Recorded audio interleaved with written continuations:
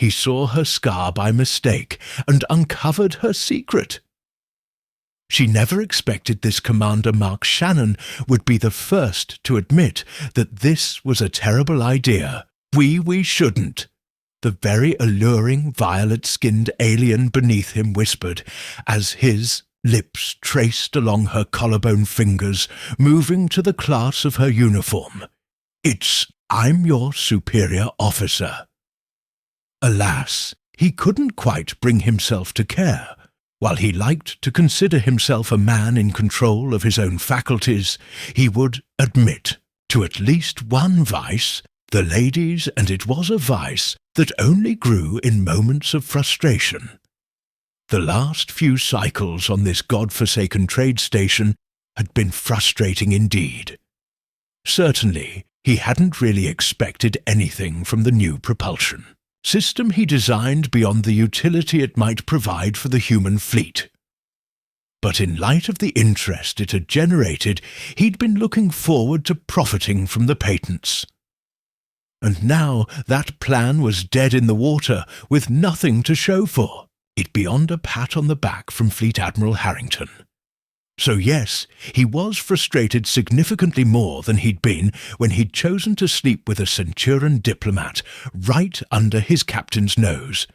That had been an equally terrible idea for all sorts of reasons, but that hadn't stopped him then, and it wasn't going to stop him now. "Don't tell me you've never had this fantasy," he murmured into her ear. "Bringing some human officer into your quarters for some discipline." The heated groan he got in response was all the confirmation he needed. The Arcturan whiskey they'd been drinking earlier sat on the desk behind them, now lukewarm, but with each glass still half full. A testament to how fast things had developed once he'd made his move. Though calling it a move was something of an exaggeration. A little tugging at his uniform, a few heated looks, the odd flirtatious comment, and the rest was History Lieutenant Commander Nilara, moved to speak again. Before he silenced her with a kiss. She didn't fight, to the contrary, beyond a slight widening of her luminous eyes. There was barely a moment before her tongue was tangling with his, as it did her own hands, came up to grasp at his uniform. Hands sliding beneath the hem to trail over the hard ridges of his abdomen. Another groan issued forth from the alien, as he was sure she fulfilled some secret desire of hers as her fingers probed at his bare skin, their cool touch contrasting with the heat of his body.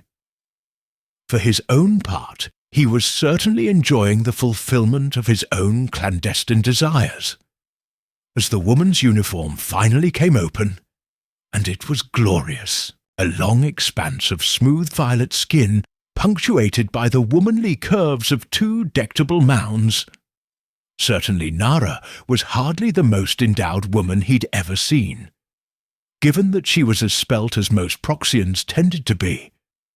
But that did nothing to curtail Mark's excitement, nor did the rather strictly utilitarian grey undershirt that encased the objects of his affection, though it was hard not to notice the two rather prominent bumps that had tented the front of said item someone's excited. He teased, enjoying the shudder of both embarrassment and pleasure that washed across the alien's features as he gave each sensitive peak a gentle caress, though the move did seem to allow some degree of awareness to reassert itself in the lieutenant.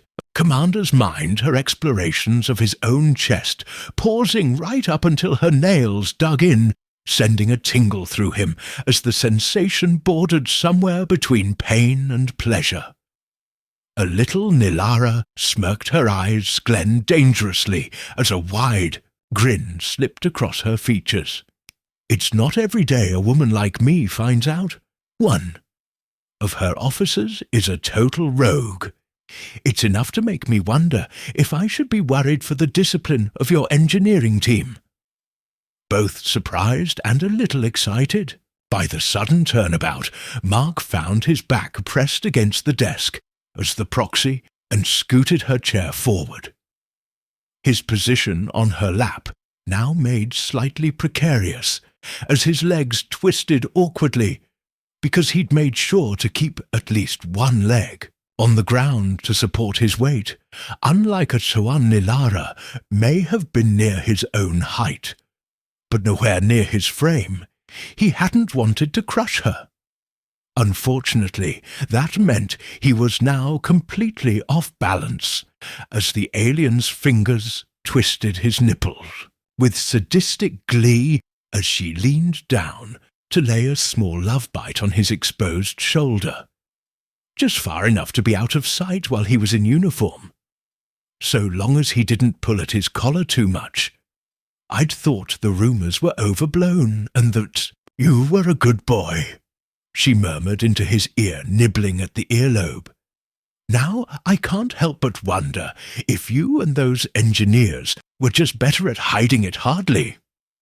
He grunted as a hand came down to cup the painfully hard bulge in his pants, the powerful palm sliding over the head possessively. They're all good officers, but that's all they are. Some part of him was torn between just letting the woman dictate the pace in trying to turn the tide. It didn't help that every twitch of the proxy's palm sent lightning up his spine. It also served as a firm reminder that it had been a hot minute since he'd enjoyed any kind of intimacy self-inflicted. Otherwise, he spent most of his day with his team, and he was usually asleep the moment his head hit the pillow in the evening, a routine that left precious little time for a little self-pleasure. Still decisions on who was about to be top or bottom. In this little Dant would have to wait as he stared into Nilara's dangerously hungry eyes. Prefer women, not girls. A brief hint of surprise flashed across the older woman's face before her smile managed to grow even wider. A cougar chaser, probably for the best. Those little engineers wouldn't know what to do with a rogue like you, and you do. He taunted. He felt the belt of his pants coming undone under the woman's nimble fingers, which was an impressive feat of dexterity, given that her other hand was undoing the buttons of his shirt soon enough. Both gave way, and the woman slid back. To admire her handiwork, now stood up with his thighs pressed against the desk. Mark felt no shame as he stood there in little more than an open shirt, his pants around his ankles while his manhood strained against his boxers positively red with arousal and heart as Durastell. The thing throbbed in the open air, throbbing that only increased as he admired the alien goddess across from him. Her gorgeous violet complexion practically glistening under the nearby starlight, sleek but well-muscled. Mark couldn't help but think of a panther as he took in her taut thighs and tight stomach, graceful, that was the only word to describe her. A svelte but with undeniably feminine curves. God, he wanted her and looking at, the gleam in her eyes as she stared across at him. He knew the feeling was mutual, not commander and lieutenant commander. Merely a male and a female, or at least that was what he thought. As his hands moved to the band of his boxers, stop if the words were a surprise to him. They seemed even more so to the woman who spoke them. But with the words said, the moment seemed to be broken. The spell of lust shattered. "We can't," Nella said, her hands moving to pull the open sides of her uniform closed. "We can't." She seemed almost trying to convince herself. Mark couldn't help the disappointment. Military discipline or not, he was still human. If he wasn't in this state of affairs, wouldn't have to pass. "Are you sure?" he asked tentatively. He wouldn't push that would be his only prompt desire or not, huh? He had pride enough to limit himself to that much stars. No, Nara's laugh was practically filled with self-remation, her eyes roaming across him once more. But that doesn't mean I'm not right. Deliberately looking to the side, she continued, "Put your clothes back on, Commander." Sighing internally, Mark couldn't help but smile, even as he reached for his pants. You know, being all dutiful is only making you more attractive, not less. Don't! Nylara laughed humorlessly again. My self-control is holding on by a thread here. Honestly, an officer jumping me in my own quarters. It's practically out of some trashy hollow vid. Someone else might have taken that for an invitation. But Mark liked to think he was better than that. Oh, he wouldn't give up. He wasn't that much better because he hadn't been lying. The woman across from him seemed even hotter than ever before. But his next attempt to bed the delicious proxy, and wouldn't be. Here, not now. She deserved that much well. I applaud your self-control, he said as he buttoned his shirt back up, and the love bite on his neck now covered, even as some part of me laments it. You and me both, Nylara said as she finished making herself presentable again moments before she sank into her chair. Daring to glance up, it wasn't hard to see, both at the disappointment, regret, and relief in her eyes, as she saw that he was once more decent.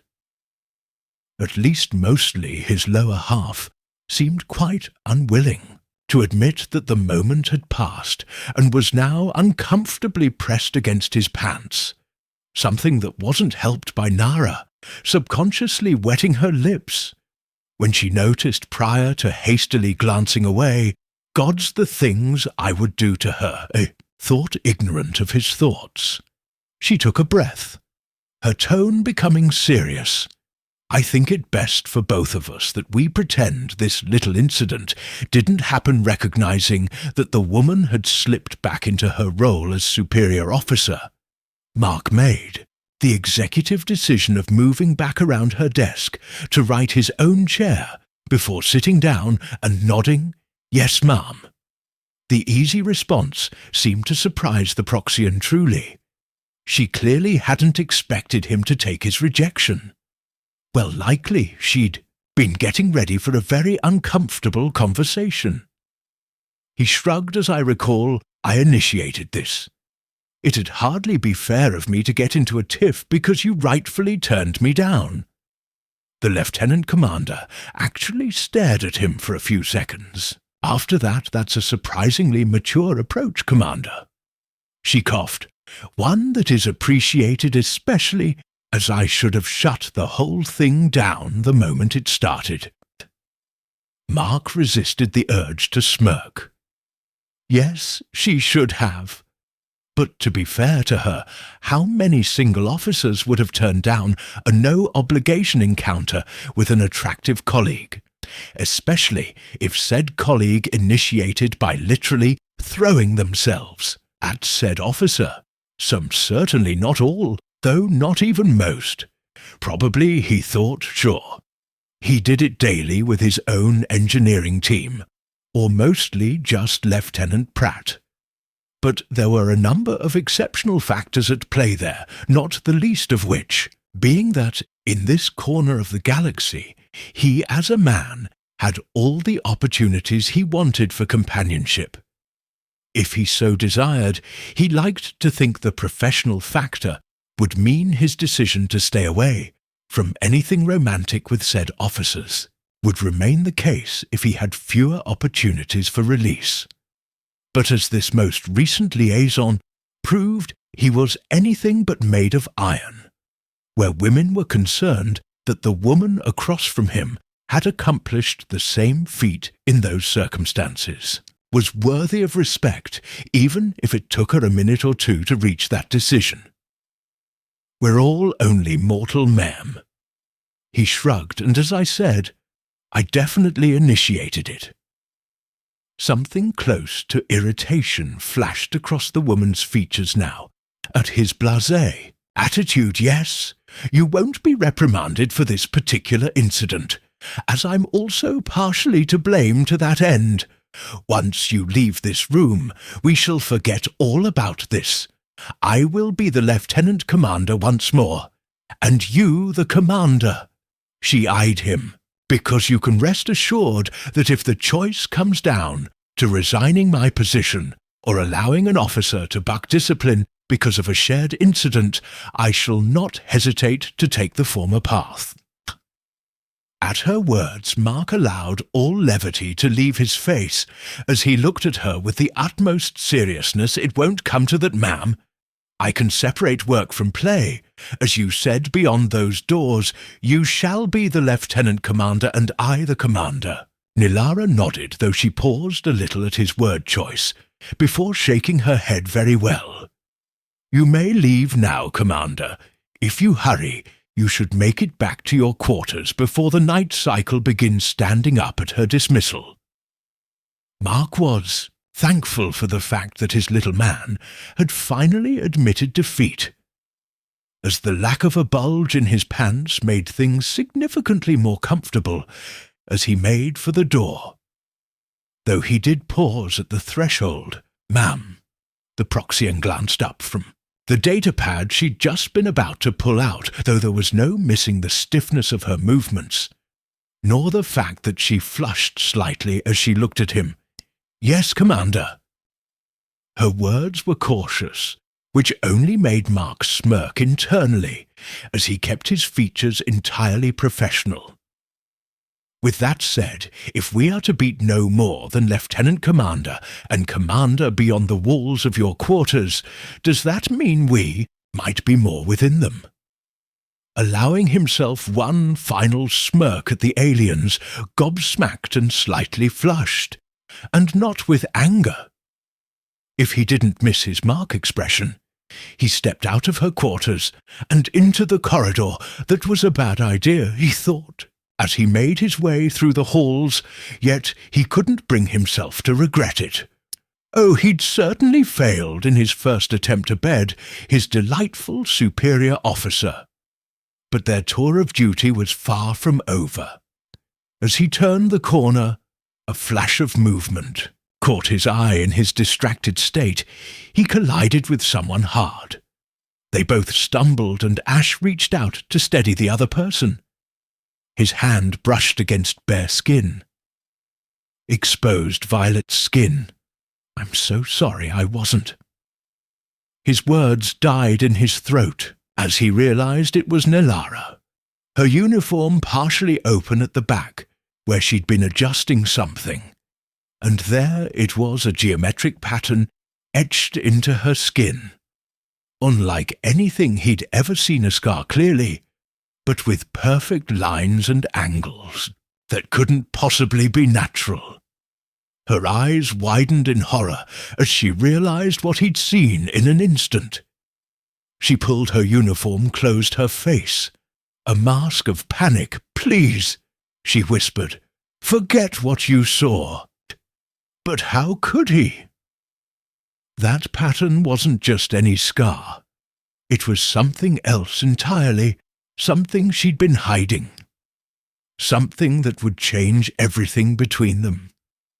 Mark couldn't sleep. The geometric pattern on Nella's back haunted him. Perfect angles and symmetrical lines that couldn't possibly be natural. He'd seen battle scars, ritual markings, and even decorative scarification from a dozen different species. But nothing like this. He set up in his quarters, the station's artificial night, cycle casting everything in dim blue light. His terminal glowed as he scrolled through the limited information on Proxian physiology available in the human database computer. Any information on proxy and cultural markings or scarification rituals. Limited data available, the synthetic voice responded. Proxy and cultural practices are largely undocumented due to restricted access granted to non-proxins. Did do. Of course, the Proxians had only joined the Galactic Alliance 15 years ago, and they remained one of the most secretive member species.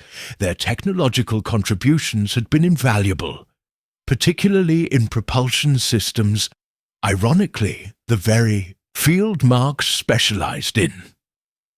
He rubbed his eyes and checked the time.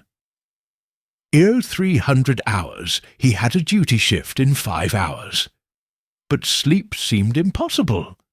Now, the look of absolute terror in Nilara's eyes kept replaying in his mind. Computer access personnel file. Lieutenant Commander Nilara.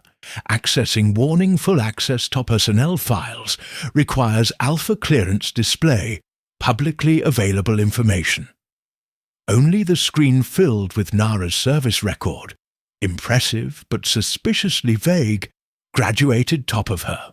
Class at the Proxian Science Academy, served aboard 3 vessels before being assigned to this station combinations for exceptional service without specific details.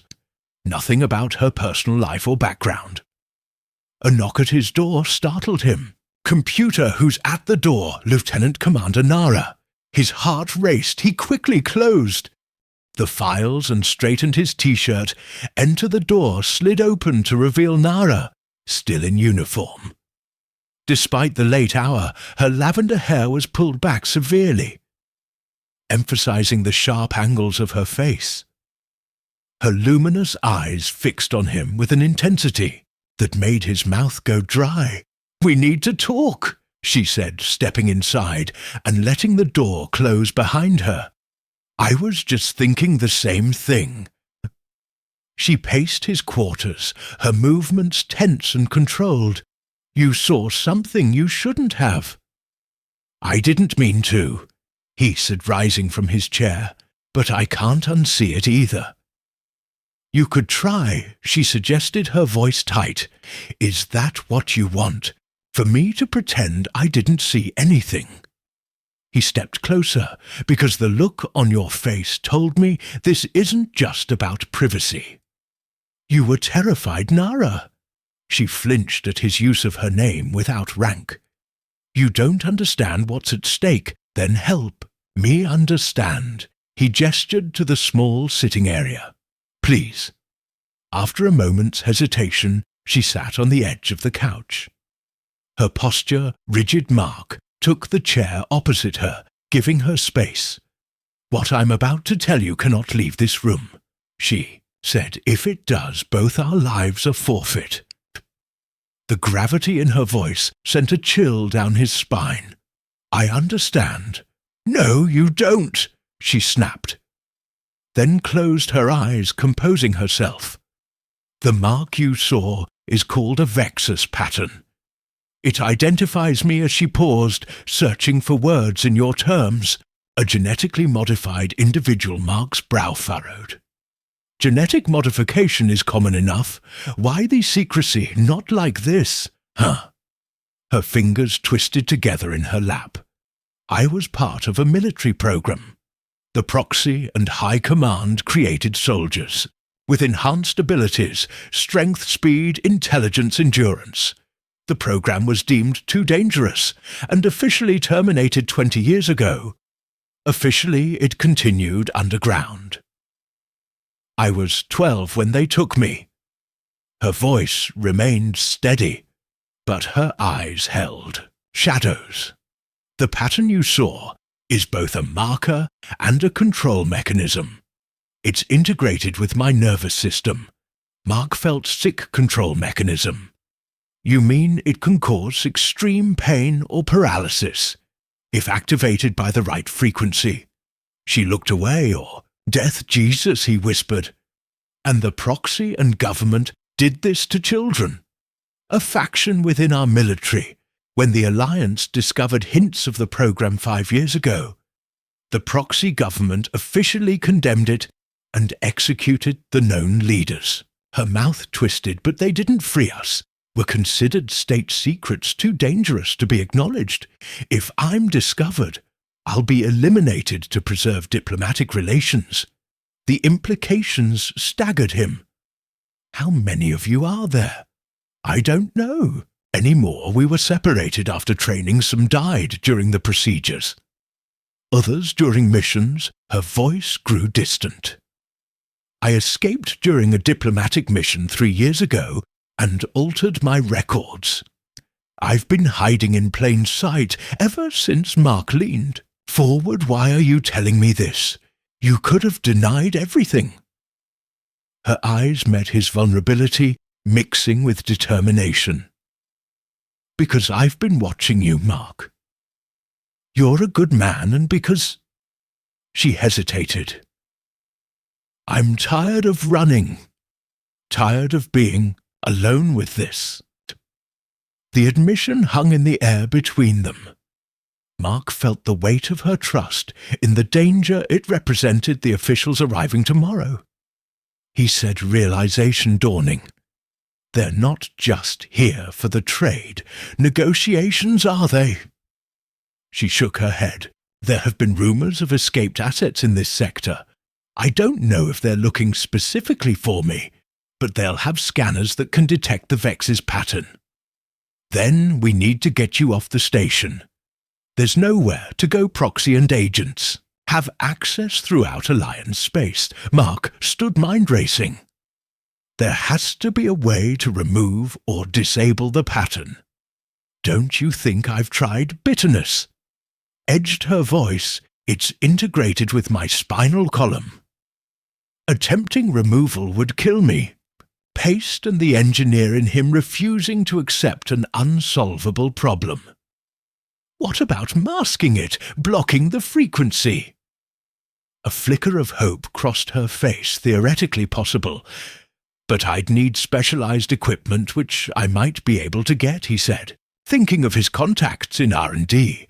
But we'd need time. She stood suddenly close enough that he could smell the faint exotic scent of her skin.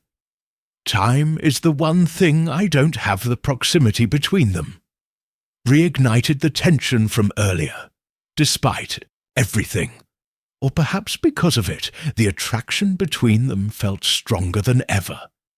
Her revelation had created an intimacy more profound than physical desire. I won't let them take you, he said, his voice low and fierce. Her hand reached up to touch his face, her cool fingers tracing his jawline. Why would you risk everything for someone you barely know? Because what they did to you was wrong.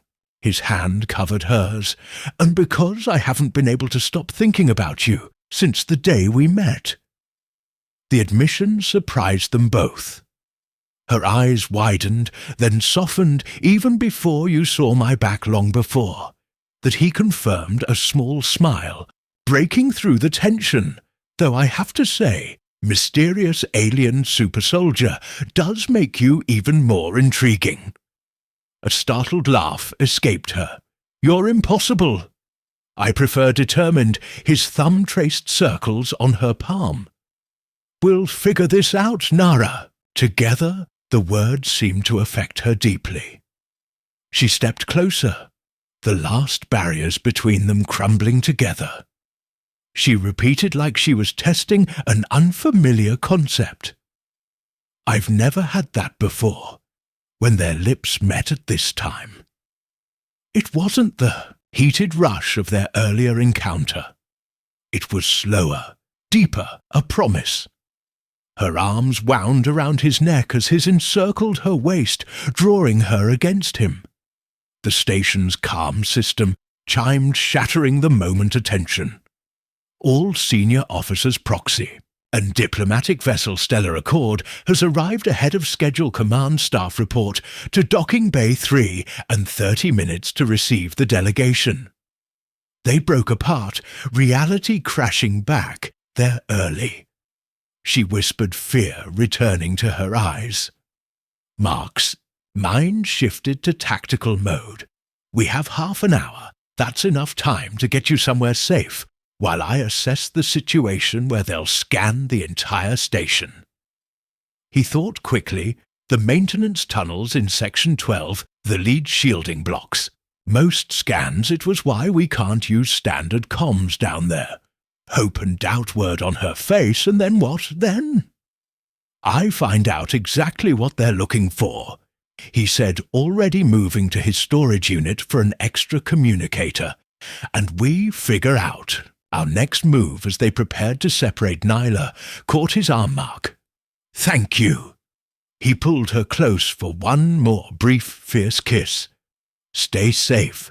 I'll find you when I can. As she slipped out of his quarters, Mark knew his life had irrevocably changed. Whatever happened next, there was no going back to the way things were. The hunt had begun. Mark straightened his dress uniform, the stiff collar uncomfortable against his neck, as he joined the other senior officers in their reception line. The docking bay had been hastily transformed into a welcoming area, with station flags alongside proxy and banners in deep indigo and silver station commander. Harrington nodded approvingly as Mark took his position, Commander Shannon cutting it close. Sorry, sir. Last minute. Preparations not entirely a lie.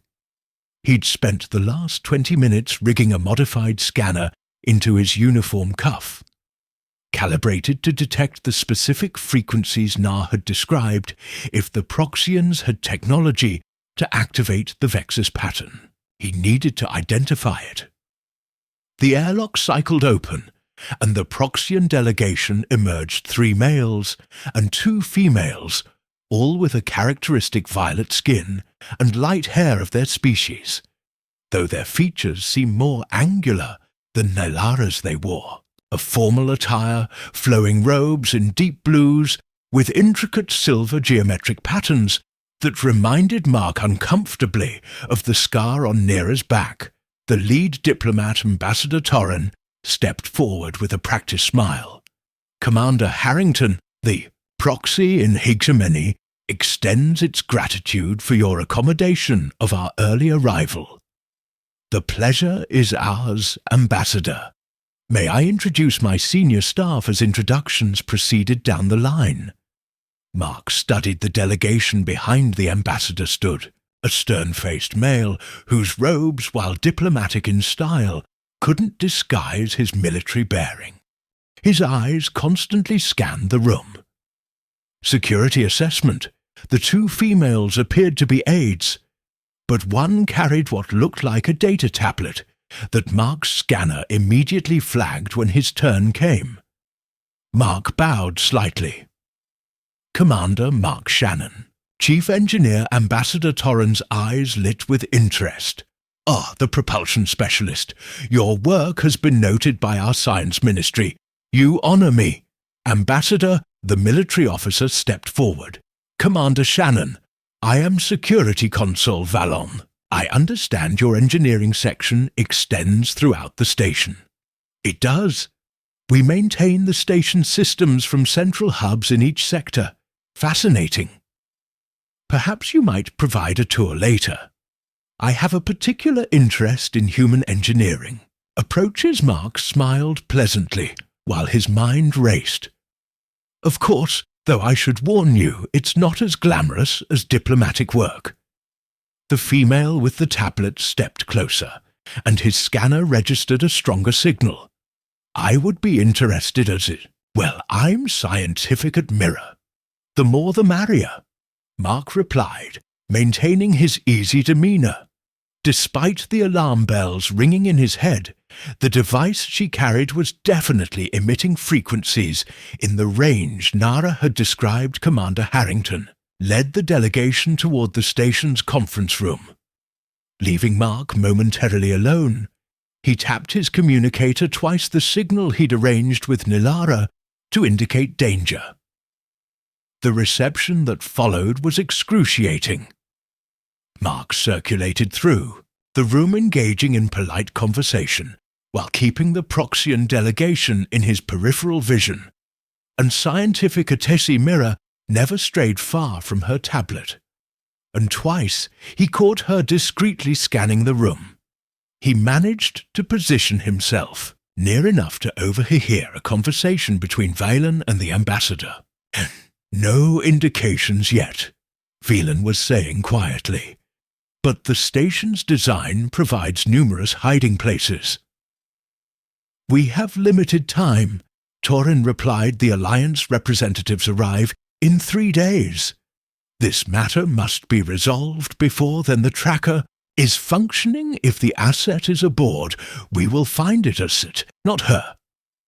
The casual dehumanization made Mark's blood boil. He approached with 2 glasses of the Arcturan whiskey being served. Ambassador Consul, may I offer you a drink? It's from my personal reserve. Torin accepted with a diplomatic smile. Most kind Commander Valen declined with a curt gesture. I prefer clarity of mind. A wise policy. Mark agreed, though sometimes a different perspective can reveal solutions to complex problems. An interesting philosophy, when Torin said, is that the human approach to engineering challenges, as well, absolutely, we have a saying, when conventional methods fail, try the unconventional. Your species' adaptability is remarkable, the ambassador observed.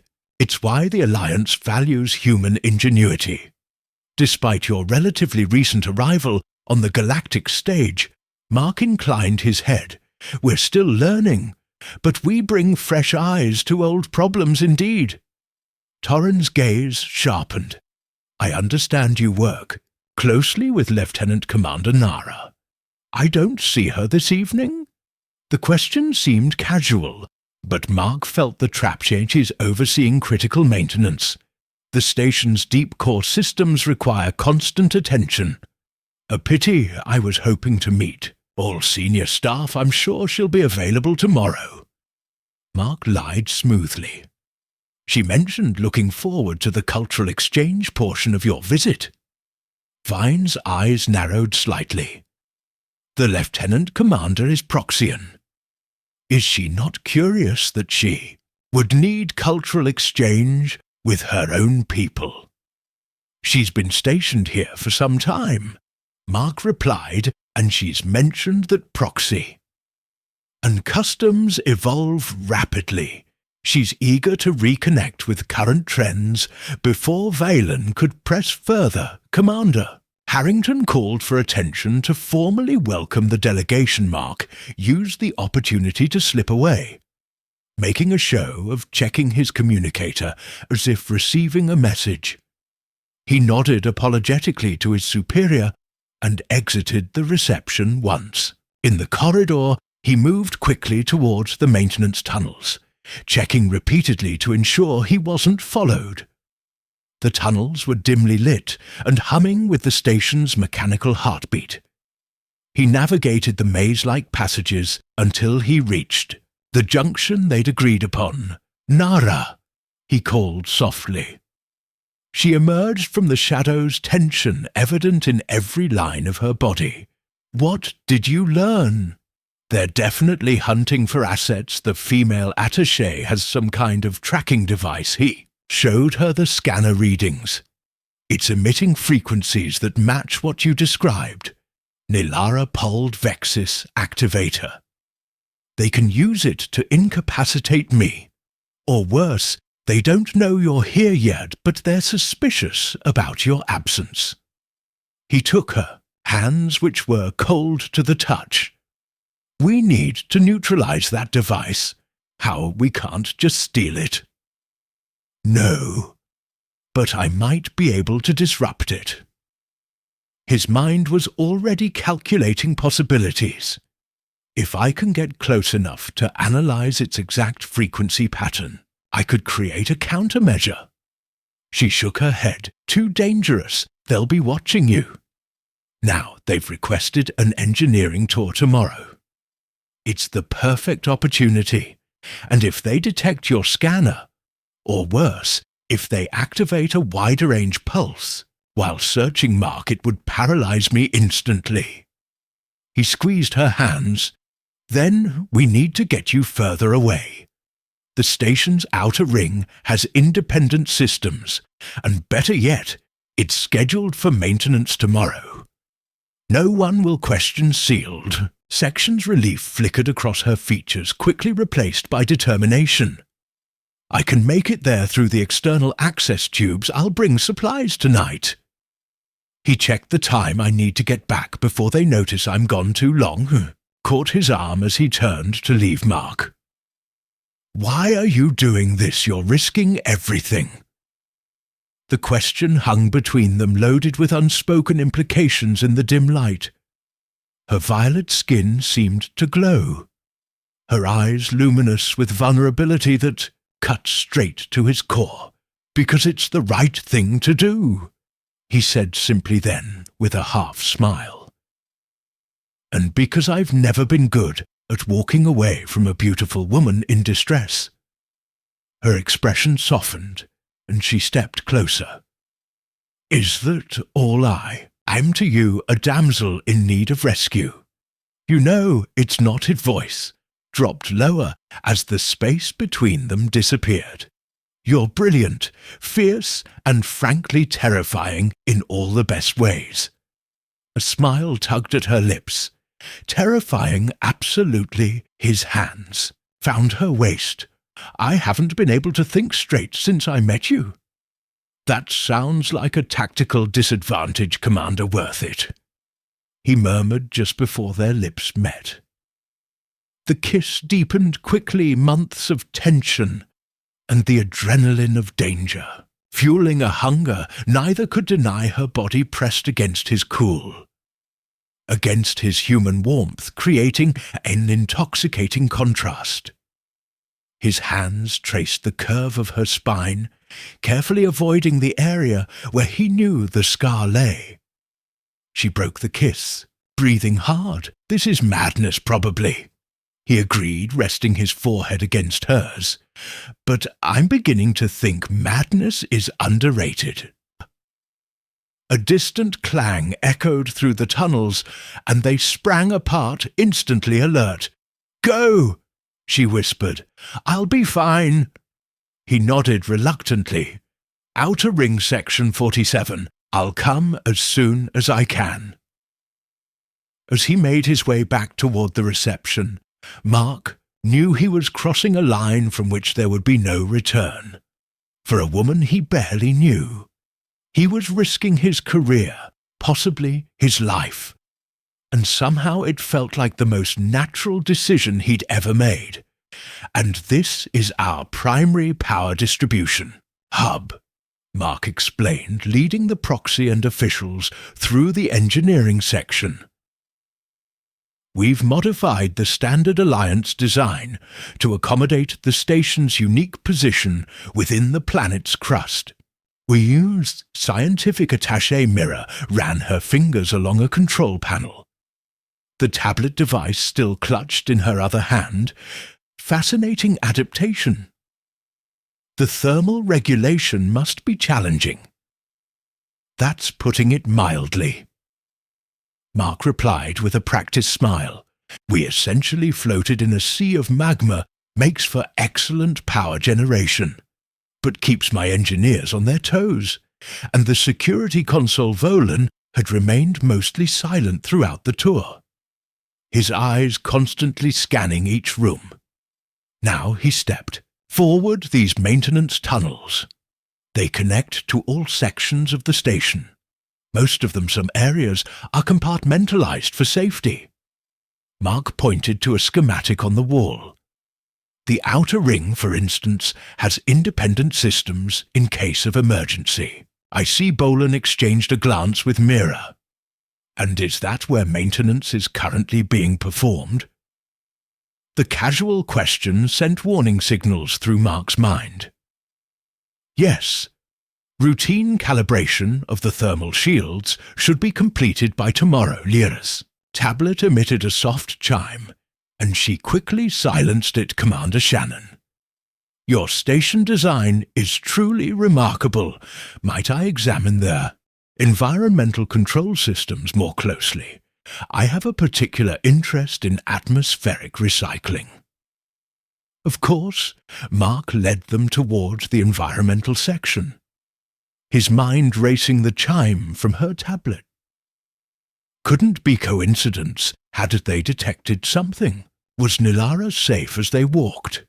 His communicator vibrated against his wrist commander Harrington, requesting his immediate presence. Perfect timing. "I apologize," he said, displaying the message. "It seems my commanding officer needs me, my deputy lieutenant. Park can continue your tour." Valen's eyes narrowed. "Most unfortunate, I had several more questions for you. Specifically, I'm sure Lieutenant Park is equally qualified to answer them, if you'll excuse me." Mark nodded to Park, who had appeared at his signal, then strode away before they could object further, instead of heading to Harrington's office. However, he took a circuitous route to a maintenance access point, slipping inside. Once he confirmed no one was watching, the narrow tunnels would take him to the outer ring faster than the main corridors. His communicator buzzed again this time, with a message from Nilara. They're scanning, move now, cursing under his breath. Mark quickened his pace through the dimly lit passages. The Proxians must have calibrated their device to detect the Vexus pattern throughout the station he needed to reach Nara. Before they did, he was halfway to Section 47, when he heard voices ahead. Maintenance crew ducking into a side passage. He found himself in a narrow access shaft, barely wide enough for his shoulders. He pressed himself against the wall, hoping they would pass quickly. Complete the outer ring calibration by 18800. One of the technicians was saying, "Commander's orders, that's 2 hours ahead of schedule." Another complained, "What's the rush? Don't know, don't care, just following orders." Their voices faded as they moved away, but Mark remained frozen orders to finish early. He hadn't issued any such directive, which meant Harrington the commander must be suspicious. He tapped his communicator, sending Nilara a warning to move deeper into the outer ring. Then he continued forward, moving as quickly and silently as possible. Through the maintenance tunnels he was nearly there when a hand grabbed his arm, pulling him into a side passage. He spun ready to fight, only to find himself face to face with Nilara. "What are you doing here?" he hissed. "You're supposed to be in Section 47. They're scanning that section now." She whispered back, "I had to move." Her face was tense with fear, but there was something else in her eyes, a fierce determination that made his heart race. Even in danger, she was magnificent. "We need to keep moving," he said. "They've accelerated the maintenance schedule. We don't have much time." A distant clang echoed through the tunnels, followed by voices. Nilara's eyes widened. "They're coming this way." Mark looked around frantically. The passage they were in was a dead end, with only a narrow access shaft leading upward up there. "It's our only chance." The shaft was barely large enough for one person, let alone 2. Mark boosted Nara up first, then squeezed in after her. They climbed several meters until they reached a small maintenance platform, little more than a ledge with barely enough room for both of them. They pressed against each other in the darkness, hardly daring to breathe as footsteps approached. Below, the signal was strongest. Here came Mira's voice. "It's definitely one of ours." Spread out, Valen ordered check. Every passage, it can't have gone far. It again, that dehumanizing term. Mark felt Niara tense against him, her breathing shallow. "They'll find us," she whispered so quietly he could barely hear her. "No, they won't." He wrapped an arm around her, pulling her closer. "I won't let them." They remained motionless as the search continued. Below, Nilara's body trembled slightly against his, whether from fear or the strain of holding us still. He couldn't tell her face was buried against his chest, and he could feel her heart racing. Minutes stretched into what felt like hours. Finally, the voices began to recede, the signals fading. Mira said, frustration evident in her tone. "It must be moving through the outer sections. Seal off all access points," Balin commanded. "We'll conduct a systematic sweep." Their footsteps faded, leaving Mark and Nilara alone in the darkness. "They're gone," he whispered, relaxing slightly for now. Nilara didn't move immediately, her body still pressed against his. When she finally looked up, her face was inches from his, her eyes luminous in the dim emergency lighting. "Thank you," she said softly. "Most of my people would have turned me in by now." "I'm not most people." His hand moved to cup her face. "And you're worth protecting." Something shifted in her expression, vulnerability giving way to a different kind of tension in the cramped space. Every breath brought them closer together. "Mark," she whispered his name like a question on her lips. He answered by closing the distance between them, his mouth finding hers in a kiss that started gentle but quickly blazed into something more urgent. Her arms wound around his neck, pulling him closer as her body arched against his. The danger surrounding them seemed to intensify every sensation. His hands traced the curves of her body, committing each contour to memory as her cool fingers slipped beneath his uniform, exploring the heat of his skin. When they finally broke apart, both were breathing hard. "This is probably the worst possible timing," he said with a rueful smile. "Or the best," she countered, her eyes holding his. "We might not get another chance." The implication hung between them, heavy with possibility and fear. "Don't talk like that," he said firmly. "We're going to get through." This before she could respond. His communicator vibrated Commander Harrington again, this time with a direct order to report immediately. "I have to go," he said reluctantly. "If I don't show up, it'll only make things worse." She nodded, understanding in her eyes. "What's our plan?" he thought quickly. "The Alliance representatives arrive tomorrow. If we can hold out until then, the Proxians won't risk an incident. They'll just wait until the Alliance delegates leave.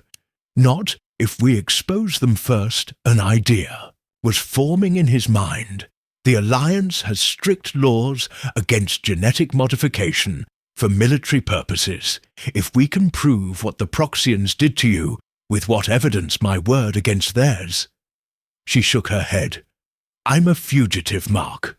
No one will believe me. They'll believe Data." He tapped his scanner. I've been analyzing the frequencies from Mira's device. I don't know if I can access the station's main computer. I might be able to decrypt what they're doing." Hope flickered in her eyes. "That could work, but you need to be careful. If Harrington is suspicious, I'll handle Harrington." He kissed her again quickly but fiercely. "Stay hidden. I'll come back as soon as I can," as he prepared to leave. She caught his hand. "Mark, if something happens to me, it won't." "Ah," he interrupted. "But if it does," she insisted, "I want you to know that meeting you, it was worth everything. You made me feel human again." The simple statement hit him like a physical blow. He pulled her close one more time, his forehead resting against hers. "You are human," he whispered, "more human than anyone I've ever known." When they separated, something had changed between them, a connection deeper than physical attraction or shared danger.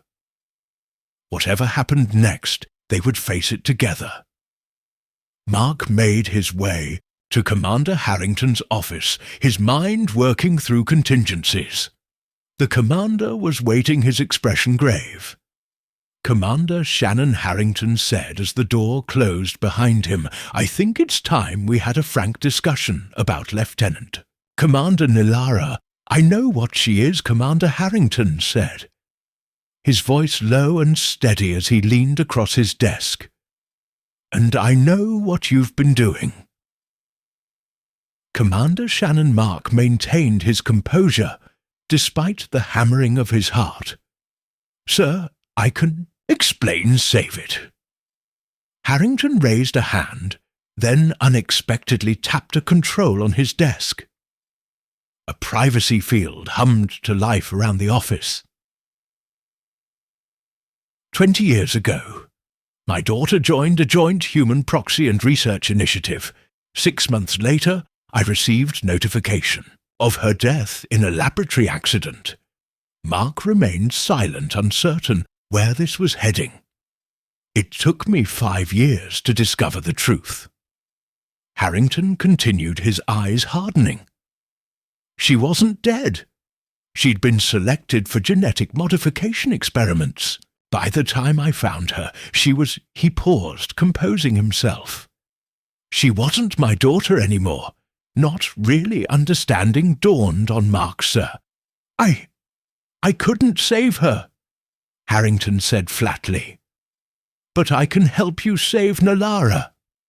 Relief flooded through Mark quickly, followed by suspicion.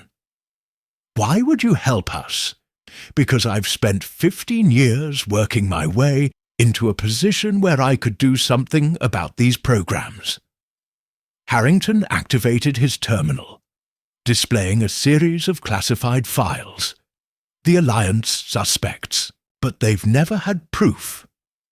Until now, the screen showed detailed schematics of Mira's device. It's not just a tracker. Harrington explained, it's a control mechanism. And the key to deactivating the Vexus pattern permanently, Mark.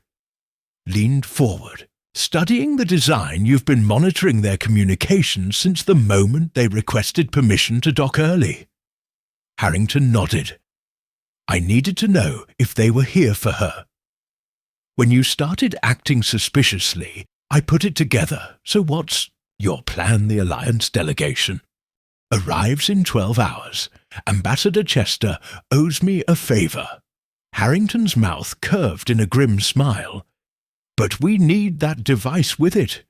We can not only free Nara, but provide the Alliance with irrefutable evidence of the proxy and military's illegal activities." Mark's mind raced through possibilities. "They'll guard it closely, which is why we need a distraction." Harrington pulled up the station schematics, and why Nyla needs to turn herself in. "Absolutely not." Mark snapped, "Hear me out, Commander. It's her only chance not paced the narrow confines of the maintenance shaft." Anxiety gnawing at her Mark had been gone too long. Had he been captured exposed? The uncertainty was worse than any pain the Vexus pattern had ever inflicted.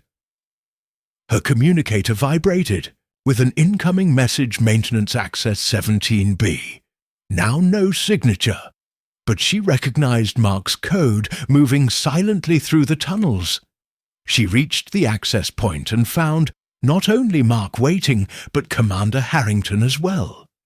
She froze ready to flee, but Mark's reassuring nod made her hesitate. "Lieutenant Commander," Harrington said formally, "I believe we have a mutual enemy." The next few minutes were a blur as they outlined the plan with each detail. Her disbelief grew.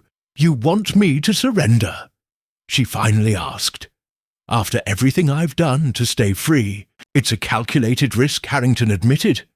"But with the Alliance representatives arriving and the evidence we'll gather, the Proxians won't dare harm you."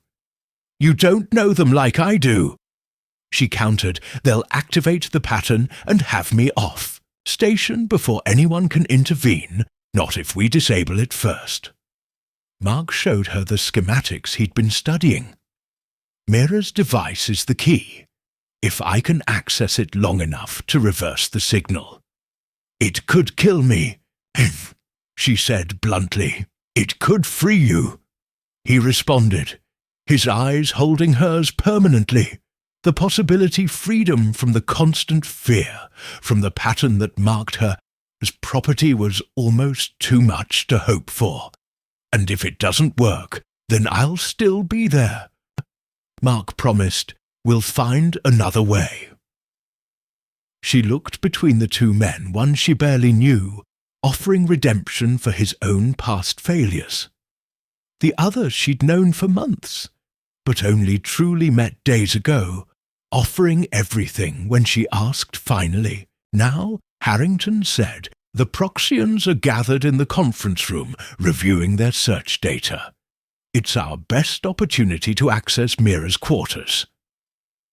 Nilara took a deep breath, studying herself.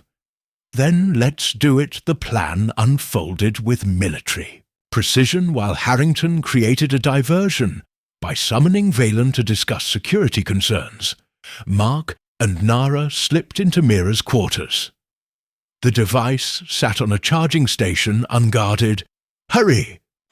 Nara whispered, keeping watch at the door. Mark worked quickly, connecting his scanner to the device. Almost there, got it.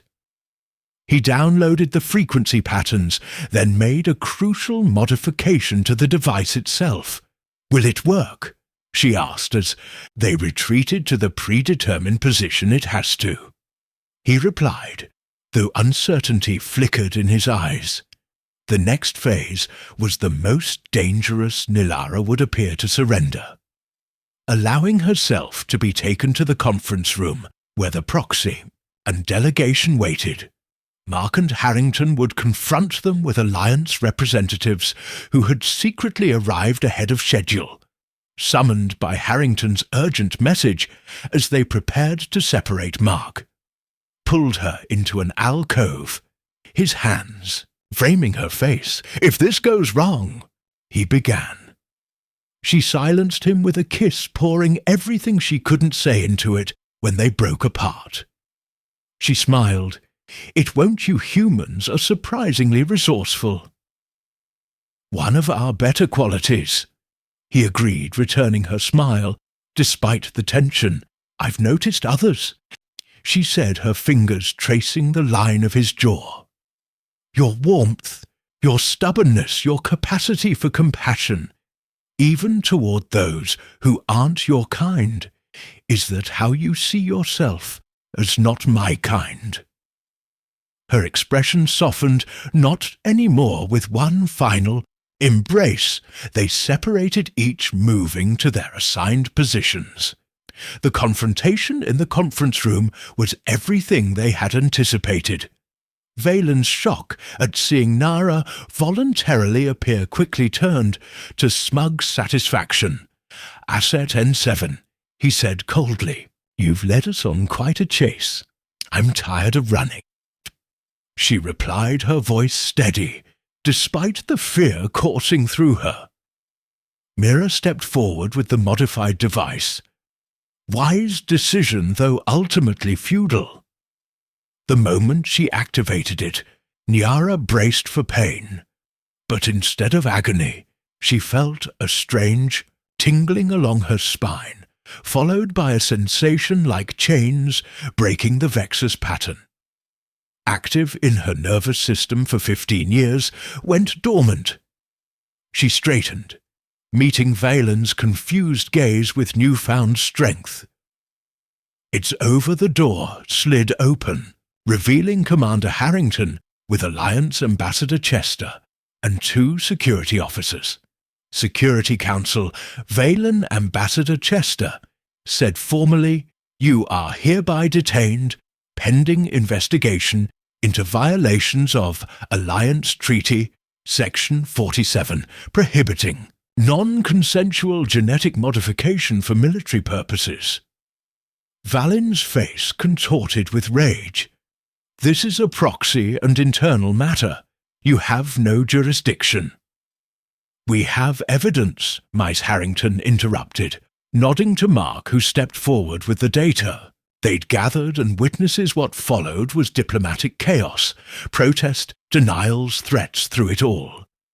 Nara stood tall, her testimony damning, as she recounted her experiences in the program. The evidence from Mira's device provided irrefutable proof of the Proxians' military's continued illegal operations.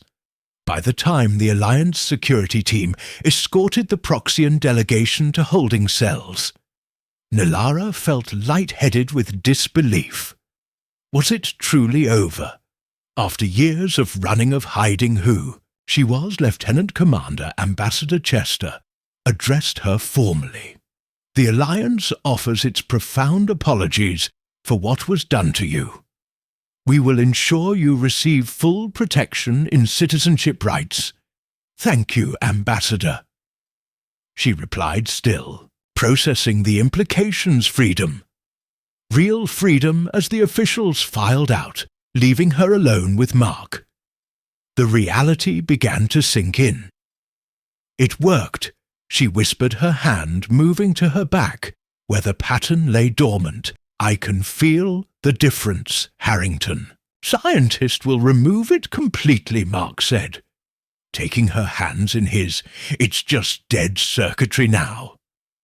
She looked up at him, seeing the future open before her for the first time. "What happens now, that depends," he said, his thumbs tracing circles on her palms. "The Alliance will offer you asylum protection, probably a position utilizing your skills and us."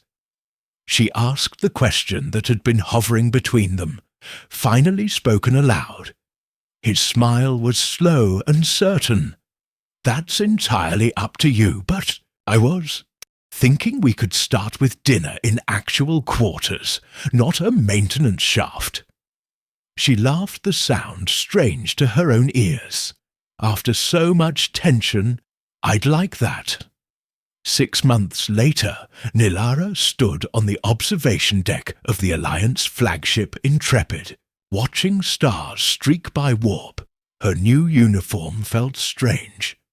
Still Science Division blue, instead of the command gold she'd worn as part of her cover. The door hissed open behind her, and familiar arms wrapped around her waist. Thinking deep thoughts, Mark asked, his chin resting on her shoulder. "Just appreciating the view," she replied, leaning back against him. "And the company." His hands moved to her abdomen, which had just begun to show the slightest curve. "How are you feeling?" "The morning sickness is finally subsiding." She turned in his arms, studying his face. "The medical team says everything is developing normally. They're quite excited about the first documented human proxy, and hybrid, just what every child wants to be. A scientific milestone," he said, with a wry smile. "Our child will be much more than that," she said softly. "A symbol of what's possible. When we look beyond our differences, the pregnancy had been unexpected. Their species were compatible, but fertility between them was supposed to be rare. The Alliance medical team called it a miracle of genetic harmony. Now Lara called it fate. I never thought I'd have this," she admitted, her hand covering his where it rested on her stomach. "A future, a family, someone who knows everything about me and loves me anyway." "Not anyway," he corrected gently, "because of everything you are, your strength, your courage, even your stubbornness." She arched an eyebrow. "My stubbornness, especially that?" He laughed, pulling her closer. "It's what kept you alive long enough for me to find you." "You mean for you to see my scar by mistake?" she teased. "Best mistake I ever made." He murmured against her lips before kissing her. As the stars streaked by outside, Nilara marveled at how a moment of accidental discovery had led to this freedom-purpose love. The geometric pattern on her back was now removed by Alliance Medical, technology leaving only the faintest trace to remind her of where she'd been. But it was Mark who had truly healed her, showing her that being human wasn't about biology or origin. It was about connection, compassion, and the courage to trust someone else with your heart, and that was a lesson worth all the scars in the universe.